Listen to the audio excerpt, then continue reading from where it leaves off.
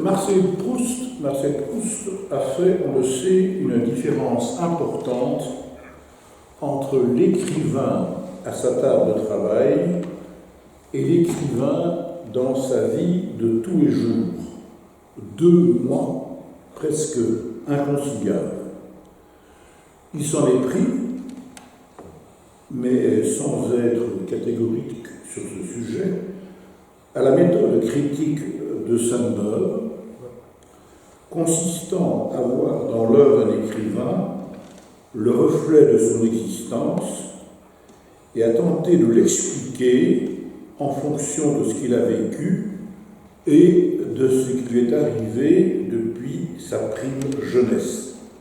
Méthode qui apparaît surtout dans ses portraits littéraires, un genre dont il est l'inventeur. Proust, lui, préférait l'analyse formaliste et peu lui importait de savoir quelles étaient les raisons pour lesquelles un auteur avait entrepris d'écrire tel ou tel de ses livres et à quels événements de sa biographie il correspondait. D'où cette boutade devenue une rengaine, l'homme qui fait des vers et qui cause dans un salon n'est pas la même personne.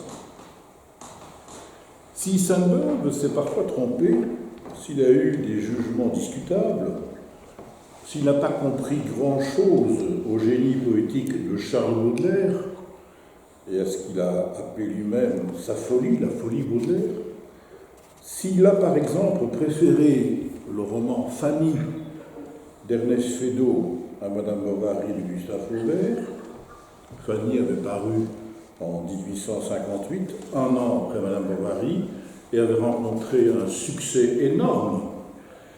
Sainte-Beuve a aussi, et à d'innombrables reprises, et Proust se garde de le dire, extrêmement bien parlé d'écrivains connus ou méconnus, oubliés ou dédaignés de nos jours, dont les œuvres ne se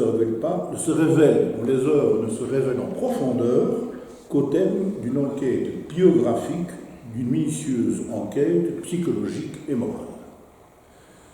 Ce que résume cette déclaration sans équivoque aucune à propos de Chateaubriand en 1862, voilà ce que dit Sainte-Beuve: la littérature, la production littéraire n'est point pour moi distincte ou du moins séparable du reste de l'homme et de l'organisation.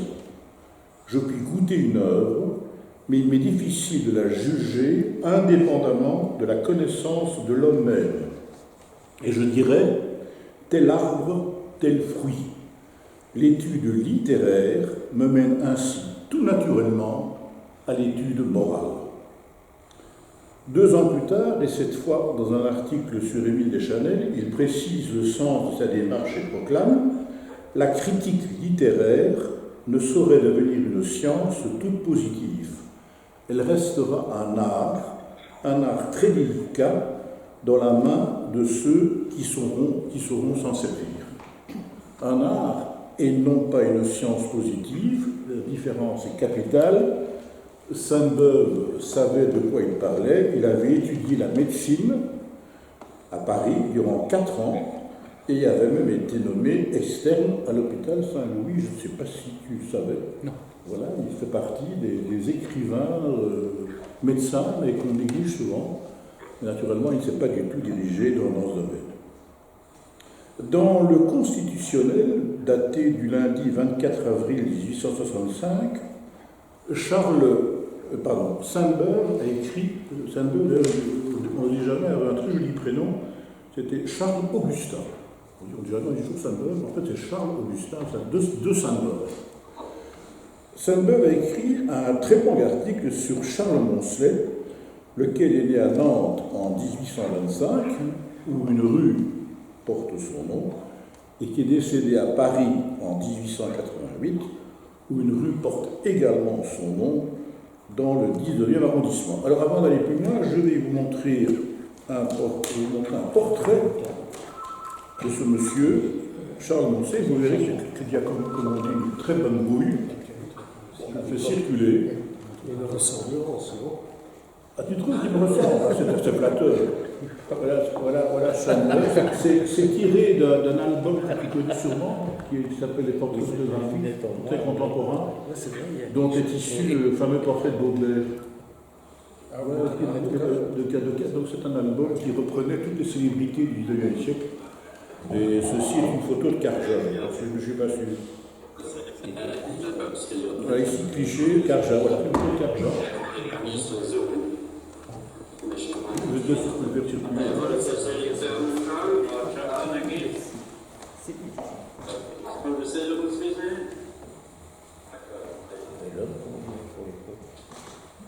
Un bel homme, maintenant. Ouais, souvent ces enfants, quand il y a des caractères. Alors je me suis dit que comme moi je maîtrise très mal, même quand je dis très mal, je ne maîtrise pas du tout.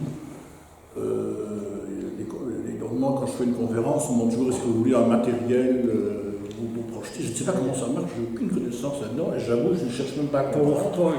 Donc je propose que nos prochaines communications, tous ceux qui vont venir parler de quelqu'un montrent sa photo. Il aurait été bien, par exemple, que le mois passé, on ait vu ce poète. Et vous l'avez vu, hein, on a vu un film, un extrait de film. Voilà. Bon, je continue. Donc il y a Paris.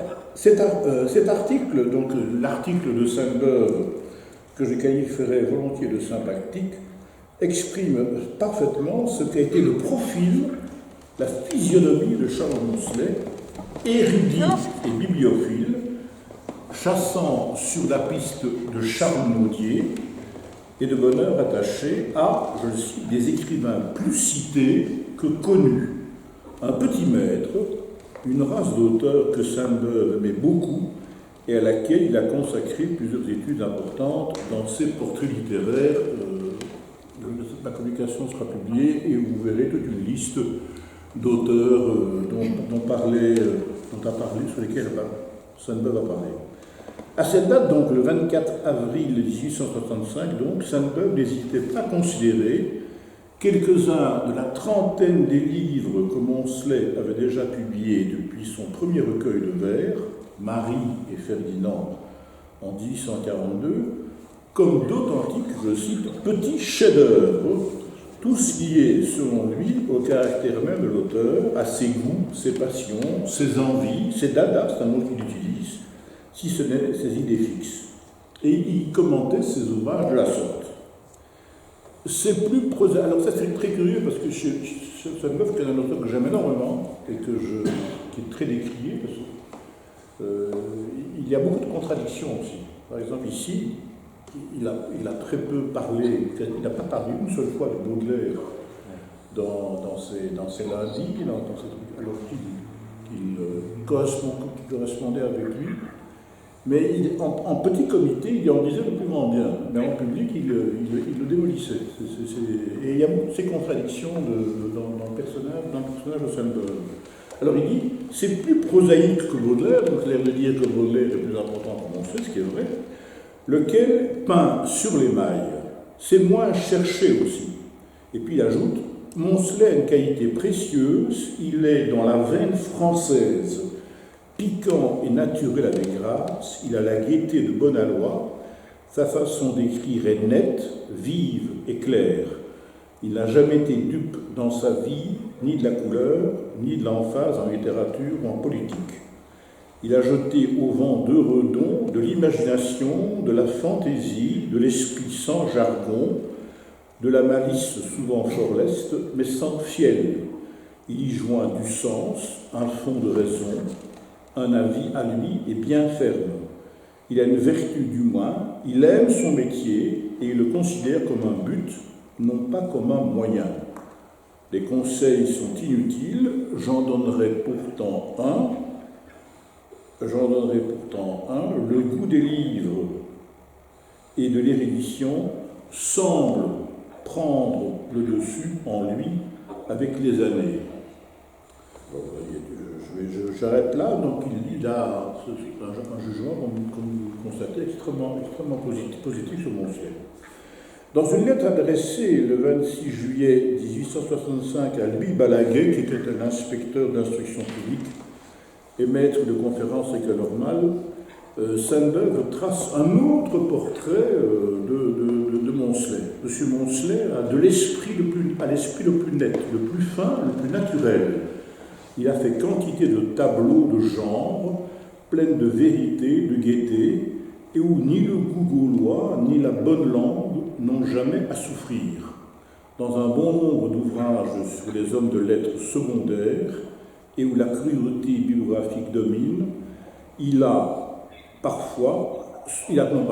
don d'être amusant, pittoresque, exact et plus sérieux qu'il en a l'air. Des passages de l'article du Constitutionnel et de cette lettre à Louis Balaguet sont des allusions directes au fait que Moncelet, à l'instar de Sainte-Beuve, s'est très tôt intéressé aux minores de la littérature, en particulier ceux du XVIIIe siècle, mais en outre au fait qu'il a été un écrivain gastronome, sans doute le plus fameux de son époque avec Alexandre Dumas, un grand critique bouffe, selon le néologisme d'Hippolyte Babou. Alors Hippolyte Babou, je l'ai cité 2 ou 3 fois, son titre de gloire, je ne sais pas si vous le savez, c'est lui qui a trouvé le titre des Fleurs du Mal, qui a inspiré à Baudelaire. Ce titre-là, Baudelaire jusque-là avait des titres qu'il n'a jamais entendus, dont un qui s'appelle Les Lesbiennes. Et c'est un jour dans une conversation, il a dit, mais il faut utiliser les Fleurs du Mal, et c'est un titre que... Et quand on cite Hippolyte Babou dans les ouvrages sur le XIXe siècle, c'est toujours pour rappeler cette anecdote. Donc Babou appelait Moncelet le critique bouffe, alors que Alfred Delvaux, qui est un autre minoresque que j'adore, je ne sais pas si moi je le connais évidemment pour son histoire des cabarets à Paris, qui est un ouvrage que tu connais aussi pour son dictionnaire d'érotisme, de l'argot. Voilà, qui est aussi quelqu'un sur lequel j'aimerais un jour faire un livre. Alfred Delvaux a dit fourchette d'or, plume d'argent, en parlant de Moncelet. Dans la préface de Gastronomie, 1874, le volume le plus riche de tous ceux qu'il a accordé aux questions de la table, près de 400 pages que j'appellerais définitives, Moncelet dit qu'en les abordant, il a obéi à une vocation incontestable. Voilà ce qu'il écrit. Dès ma jeunesse, j'ai trouvé place en moi pour 2 poésies, celle de l'âme et celle des sens. Je n'ai pas voulu chasser l'une au bénéfice de l'autre. J'ai préféré travailler à leur conciliation, à leur bonne harmonie, et quelquefois, je crois que j'ai pu y parvenir. Bien que la cuisine et le vin soient déjà présents dans certains de ses livres précédents, dont un qui est assez connu, qui s'appelle Les Vignes du Seigneur, c'est un titre aussi qui a été souvent utilisé au XIXe siècle, en 1854, où Moncelet exalte toute la gamme des vins de France, mais aussi consacre toute une série de poèmes à des plats ou à des mets ou à des aliments bien précis. Il y en a ainsi sur la truite, sur la semoule. Il a fait un sonnet à l'andouillette. Il en a fait aussi, et ce qui n'est pas courant, dès 1854, il a fait un très beau sonnet à la choucroute, que un jour je vous invite à lire, bien qu'il est dès 1854 consacré un ouvrage sur le sujet. Le point de départ officiel de sa vocation est le Gourmet, qui est un hebdomadaire des intérêts gastronomiques, dont le premier numéro date du 21 février 1858 et qui cessera de paraître le 1er août de la même année au 24e numéro. Moncelet y prône une cuisine qui doit, ça c'est très moderne, qui doit coûte que coûte se renouveler et même affronter sa révolution, sa terreur. C'est le thème qu'il emploie. Malgré l'échec commercial de l'initiative, faute d'abonnés, il persiste sur cette voie et publie l'année suivante dans la jolie petite collection Hetzel et Lévy, un ouvrage qui s'intitule La cuisine poétique, un recueil de textes en vers et en prose dû à une vingtaine de ses amis écrivains, Et le sommaire de cette cuisine poétique donne véritablement le tournis. Alexandre Dumas, Théophile Gautier, Théodore de Banville, Charles Asselineau, autre petit minorès que j'avais, un grand ami de Baudelaire, Eugène Sue, c'est le dernier texte publié par Sue, évidemment quelques semaines après l'apparition de ce volume, et aussi un texte de William Thackeray, l'auteur des mémoires de Barry Lyndon, dont la contribution débute par cette phrase « Qu'ils sont doux ces parfums de la rue qui viennent charmer notre odorat, lorsque, sous le coup de 6 heures, les vapeurs de la soupe se mêlent au fumet du succulent roast-beef et du savoureux ragoût. » Le texte de Dumas, lui, constitue une dissertation sur le poulet rôti, un texte aussi qui est très célèbre et qui est régulièrement reproduit.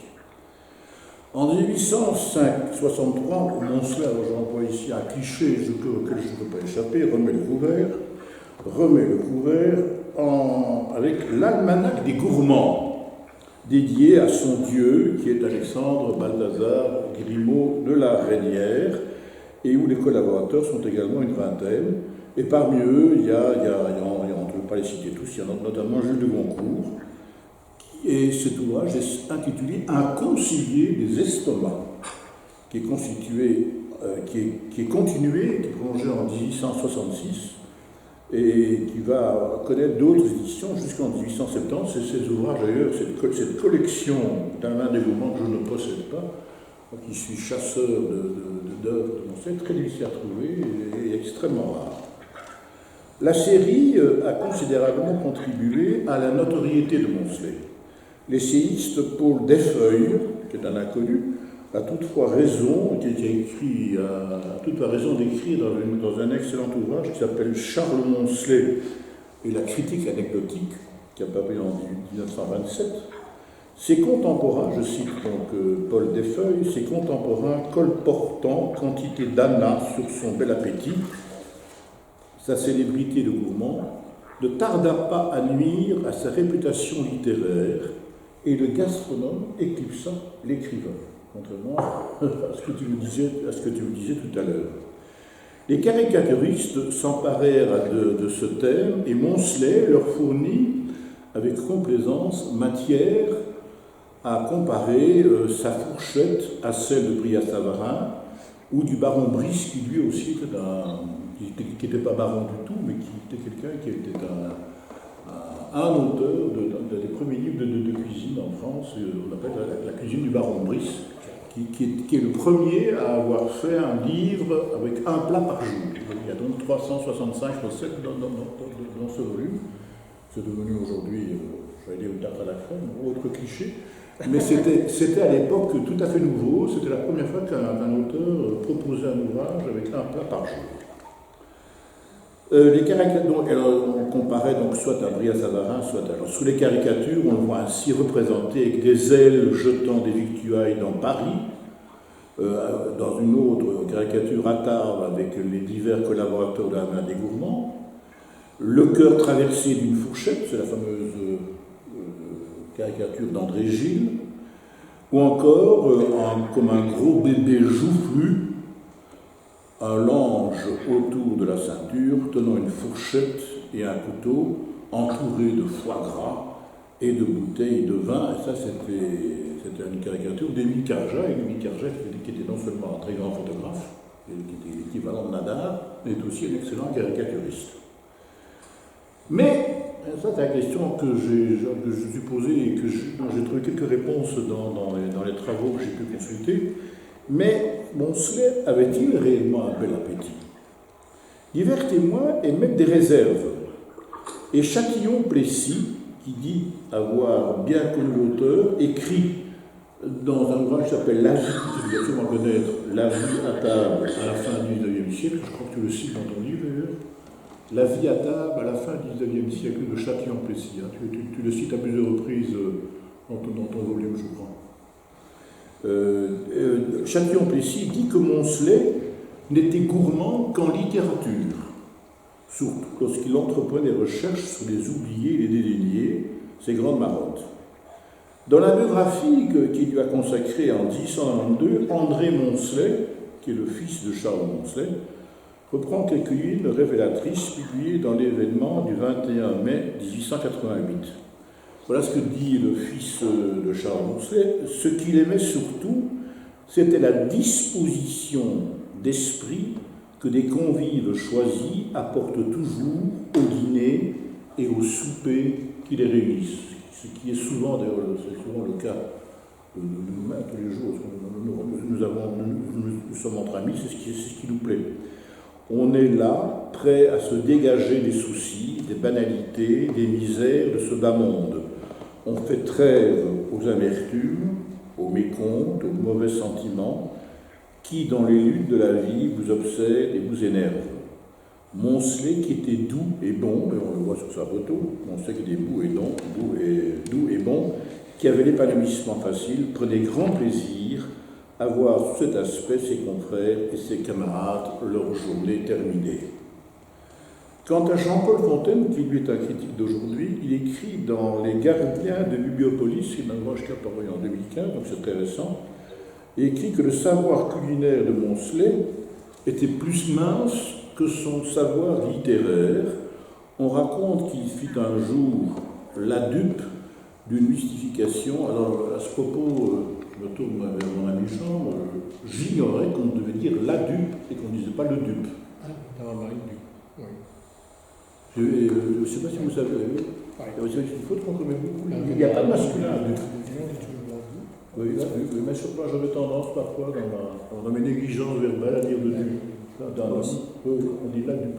Enfin, toujours est-il, voilà, je le cite, elle était la dupe d'une mystification de son ami écrivain Eugène Vachette, fils d'un célèbre restaurateur, qui lui fit manger, sous des noms exotiques, des plats très ordinaires et lui fit boire des piquettes baptisées du nom des grands crus, sans qu'il s'en aperçût. Quand la supercherie fut dévoilée au dessert, Moncelet déclara, les larmes aux yeux, « Surtout ne me trahis pas, j'ai une femme et des enfants. » Ce savoir littéraire est son goût pour le XVIIIe siècle, que Moncelet cultivait selon le baudelairien Claude Pichois, avec quelques nonchalances, dit-il, faisant parfois penser à Georges Lemaître et ce qui est pire, ça je trouve que c'est très sévère dans le Pichois, à Émile Henriot. Au contraire, je considère qu'Émile Henriot est un excellent critique, mais visiblement, l'ami Pichois ne l'aimait pas. En 1892, l'hebdomadaire Le Livre Populaire devait publier une amusante nouvelle inédite de Charles Moncelet, un condensé de sa passion, de son obsession des choses de la table. Ce texte s'intitule « Le duel au dîner ». Alors écoutez ça parce que je vous invite à faire de même. Un homme ayant offensé un autre dans un salon, un duel est jugé indispensable, jusqu'à ce que l'un d'entre eux tombe de tout son long sous la table et ne soit plus en mesure de manger et de boire quoi que ce soit.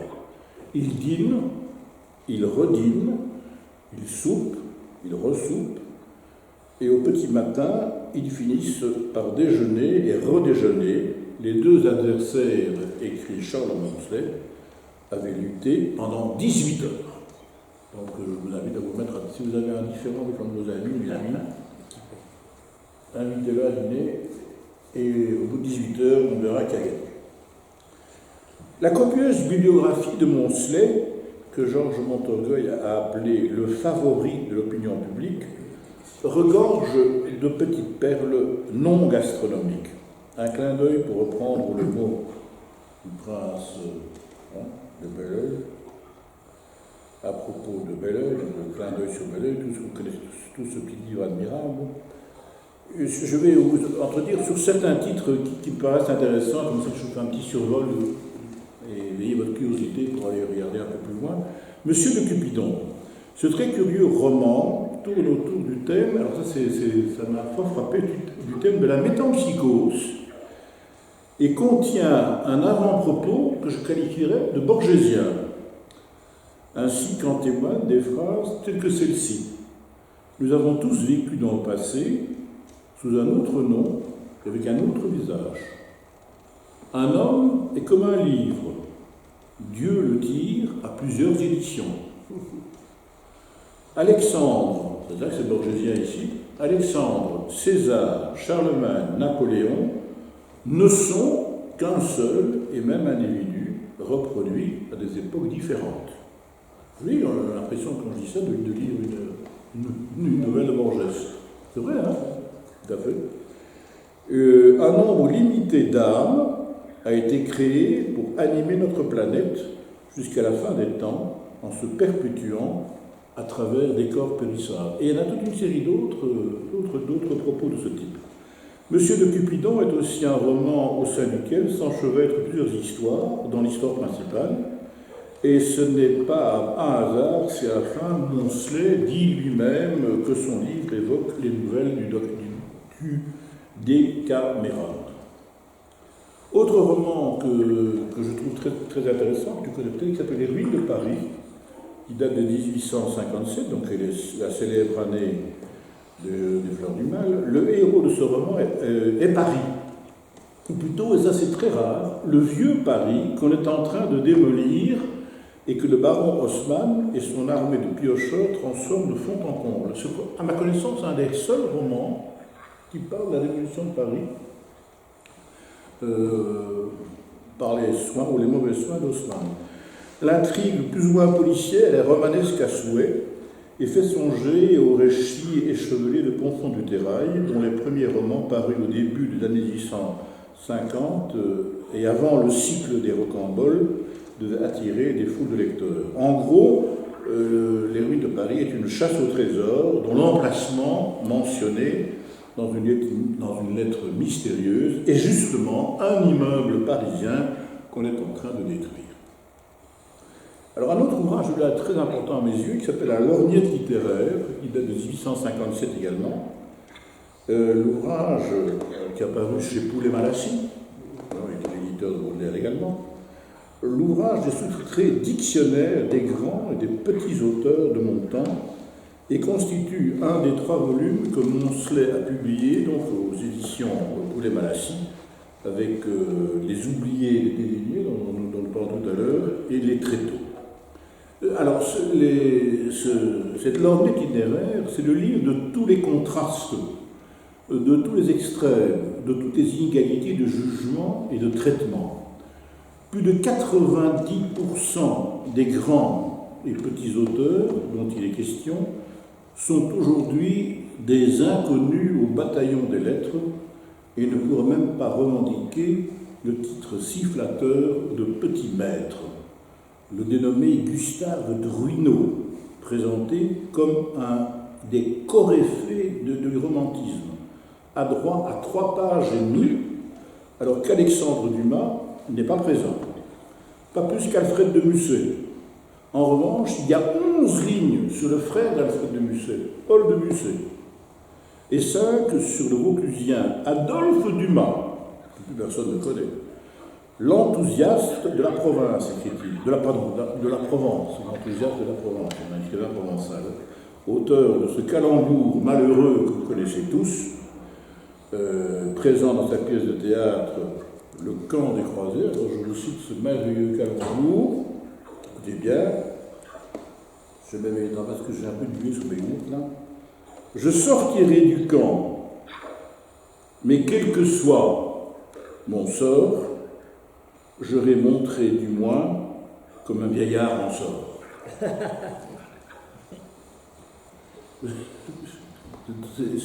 J'adore ces calembours totalement involontaires, comme un vieillard en sort. Victor Hugo est escamoté en 3 lignes. Motif, c'est un grand homme, n'en parlons plus. Et Sainte-Beuve, avec laquelle j'ai commencé, a droit à 1 ligne et demie, alors en latin en plus, Rosa Mystica. Je ne vois pas très bien pourquoi dire Rosa Mystica, ora pro nobis. Vous, les latinistes, il y en a sûrement ici, pourquoi Rosa Mystica, ora pro nobis, je ne vois pas très bien. Je vois ce que ça veut dire, mais je ne vois pas à quoi ça s'applique. Non, non plus. Voilà. Il a droit à 3 lignes, donc il a droit même pas à une ligne. Mais alors c'est qui naturellement, les Moncelet s'est accordé à lui-même 6 pages pleines, entre 6 pages pleines, et dans sa lorgnette, en réalité, pour se justifier et expliquer pourquoi, dans ses articles critiques et ses essais, il lui est arrivé, je le cite, de blesser certaines personnes, tantôt involontairement, volontairement d'autres fois. Malgré quoi, malgré le jugement d'Hippolyte Babou, qui trouvait Moncelet, j'aime beaucoup cette phrase, trop violent dans l'éloge et injuste dans la haine, lui, Hippolyte Babou, y était bien traité, est mentionné comme un écrivain de race. On aurait tort, je pense, de discréditer la lorgnette littéraire et son petit complément qui date de 1870 et où, comme par miracle, surgissent 4 lignes, c'est énorme, sur Gustave Flaubert. Encore une éclosion spontanée, écrit-il, Madame Bovary a fleuri dans un coup de tonnerre de la publicité. Je place M. Gustave Flaubert bien au-dessus de M. Feydeau, ce qui est une évidence, en tout cas en tant qu'écrivain et moraliste. Le paradoxe veut en effet qu'ils constituent, donc ces portraits de cette donnée littéraire, constituent tous les deux aujourd'hui, des ouvrages, ces 2 volumes, des ouvrages de référence, d'une réelle utilité, parce qu'ils apportent des renseignements et des commentaires concernant des écrivains français du XIXe siècle qui sont tombés dans l'oubli et à propos desquels d'autres sources n'existent guère. Grâce à Moncelet et à ce bon mot, on sait que ces auteurs ont chacun participé à la vie des lettres françaises de l'époque et qu'ils y ont joué un rôle, fût-ce un rôle des plus secondaires. Ils sont, pour ainsi dire, les ombres au tableau où figurent en pleine lumière les géants pléiadisés aujourd'hui inscrits en lettres de feu dans les manuels et les précis actuels de littérature. Et à défaut d'être dans le Larousse, leur nom survit par le Moncelet interposé, que j'appellerais, pour le paraphraser, dictionnaire des grands et des petits auteurs inconnus de son temps. Auprès des libraires de livres anciens, des chercheurs et des bibliophiles, la lorgnette littéraire et son complément sont d'ailleurs devenus des classiques qu'on qualifie d'incontournables. Autre volume, les Tréteaux, qui date de 1859. Le livre est formé d'une suite de 14 scénettes où figure une foule d'auteurs et de personnages célèbres au mépris de toute chronologie et à grand renfort d'anachronismes et de situations invraisemblables. Il défile ainsi d'une scénette à l'autre Richelieu, Rivarol, Joseph de Maistre, Charles Nodier, Alexandre Dumas père, Alexandre Dumas fils, Jules Barbet d'Aurevilly, Théophile Gautier, Paul Féval, Arsène Houssaye, Champfleury, Gustave Flaubert, Edmond Jules Goncourt, François Burd, et puis je ne vais pas vous le citer aussi, qui était le directeur de la revue des Deux Mondes, Michel Lévy, l'éditeur, et 36 autres individus, dont le diable en personne et quelques-uns de ses suppôts. Gustave Flaubert apparaît dans la scénette intitulée Le vaudeville du crocodile et dialogue avec Ernest Feydeau et Théophile Gautier, qui dit avoir un vaudeville égyptien dans le ventre et qui déclare « Le comique est de tous les temps. Le rire emprunte un même rictus au Caire et à Batignolles. » Et lorsque Gustave Flaubert intervient, il s'exclame « Théo, on s'adresse à un Gautier bien sûr, Théo, je viens de voir un Goya magnifique. Cela représente un sabbat d'Ampouse et de Brucolac. » Moncelet a également laissé quelques livres de souvenirs et de considérations littéraires, tels que, alors là, c'est ceux-là que tu connais sûrement parce qu'ils sont très, très abondamment cités, qui s'appellent Statues et Statuettes, je ne vais pas les citer, il y en a toute une série, Statues et Statuettes, Portrait après décès, un livre que Jules Barbet d'Aurevilly a porté au nu dans une de ses critiques dans Le Pays, Mes souvenirs littéraires, et puis De A à Z, qui est un livre que j'aime beaucoup, Promenade d'un homme de lettres, curiosité littéraire et biographique, ou encore petit mémoire littéraire. Ils sont tous intéressants, même s'ils vont un peu dans tous les sens, Moncelet passant allègrement d'un sujet à l'autre en faisant des parallèles surprenants. Par exemple, un dîner chez la veuve Clicquot et un dîner chez Sainte-Beuve, où il est tout étonné et même choqué qu'on leur serve des rognons sautés avec du vin de Champagne, alors que Sainte-Beuve, dans sa lettre d'invitation, l'avait prévenu, venez dîner sans façon, etc., etc. J'ai une cuisinière qui fait très bien les rognons sautés, vous m'en direz des nouvelles. Dans sa correspondance, l'abondante correspondance de Sainte-Beuve qui fait à ce jour 20 volumes, mais il paraît que tous les jours on trouve des inédits de Sainte-Beuve. Je ne sais pas comment faisaient ces auteurs du 19e, ils passaient leur temps à écrire des lettres. C'est assez extraordinaire. Voltaire. Quoi? Et Et Voltaire. Regarde Gilderoy. Et Gilderoy, 10 volumes.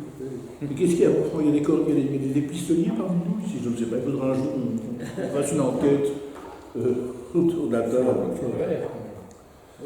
Moncelet est devenu.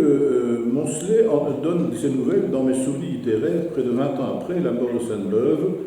Cela accusait bien le côté bonhomme, dit-il, donc en parlant de Sainte-Beuve, de l'amphitryon, resté fidèle sans doute à quelques sensations d'enfance. J'ai connu des gens sérieux pour lesquels le vol au vent était resté le nec plus ultra de la gastronomie. Et pourquoi pas? Alors je vais passer, parce que le temps presse, là. Il y a dans de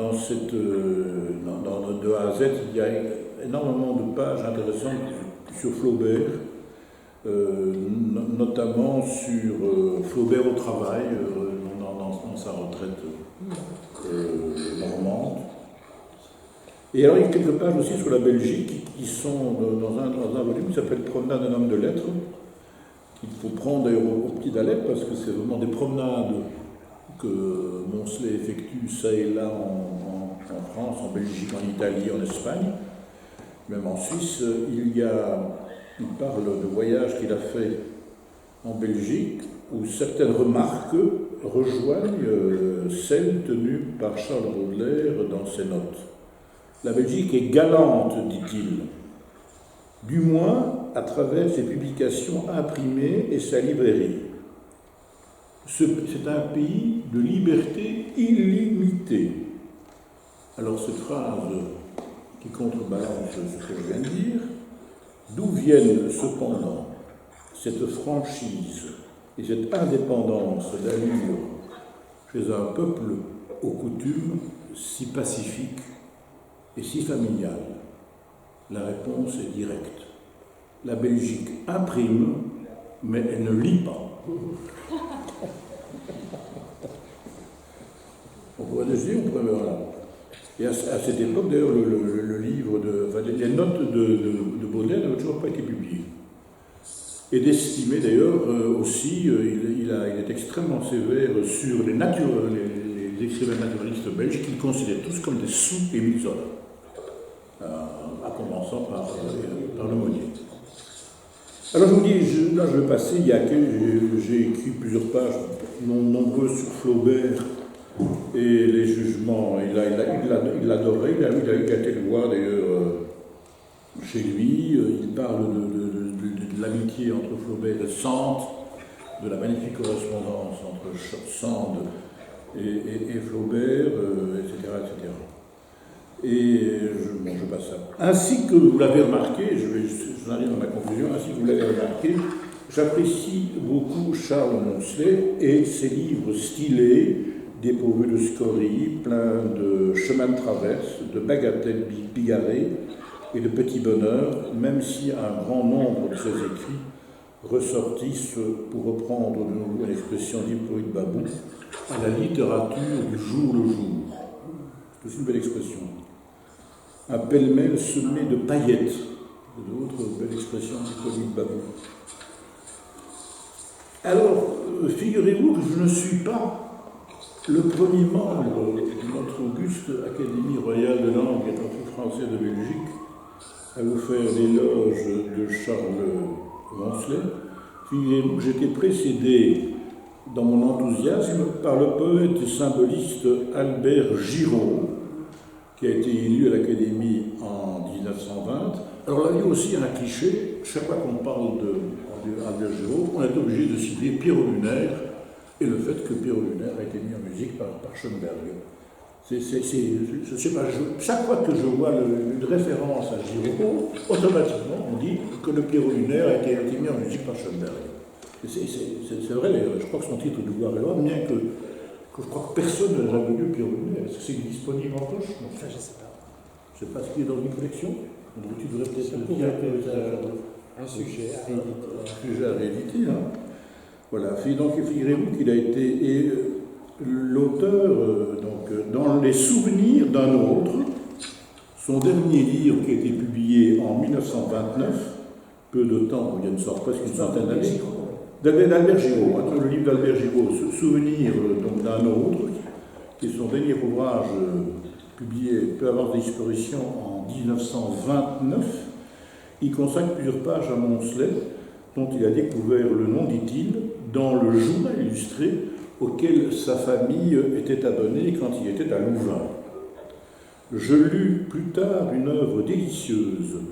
Je lui garde le culte que l'on doit à ce petit maître de la prose et du vers léger, à ce délicat lettré, tout parfumé de la fine odeur ambrée du XVIIIe siècle. Je crois que l'on n'a jamais écrit un français plus souple, plus flexible, plus cadencé, plus irisé. Son œuvre entière mérite de figurer à la bibliothèque des lettrés délicats, insensible au grossier engouement de la mode et aux fanfares ardentes de la réclame. Et puis suivent ces phrases que j'aurais pu écrire et que j'aimerais avoir écrites sans changer un seul mot. Et c'est là-dessus que je vais terminer. Je n'ignore pas que cet éloge des petits maîtres doit sonner faux dans le temps où nous vivons. Les petits maîtres n'ont guère de talent.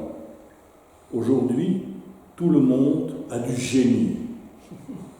Nos esthètes le proclament, et la badauderie les croit sur parole. Laissez tomber une épingle du haut d'une des tours de Sainte-Gudule, elle tombera nécessairement sur un écrivain de génie qui passe. Le talent, au contraire, devient de plus en plus rare. Peut-être est-ce pour cette raison que les originaux de mon espèce continuent à honorer le talent. Je vous remercie.